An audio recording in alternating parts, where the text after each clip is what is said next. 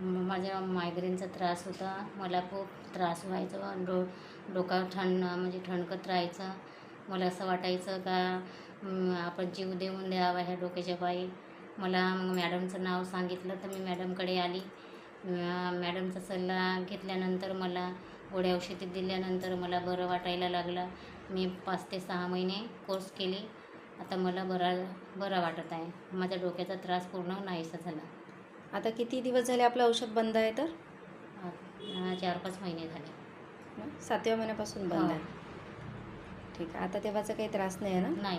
काय काय होत होतं पहिले तुम्हाला त्रास डोक्याचा? म्हणजे केसाचा भाग म्हणजे पूर्ण कपाळाचा भाग, केसाचा भाग दुखायचा. खूप त्रास होता. मनाच्या रसा लागत होत्या. आणि पूर्ण म्हणजे तब्येतच खराब वाटायची. मला असं वाटे का मरून जावा ह्या डोक्याच्या त्रासापायी असं वाटायचं. पण मॅडमकडे आल्यानंतर मी बरी झाली औषधी घेतल्यानंतर. डोकं दुखायचं तेव्हा अजून काय व्हायचं सोबत?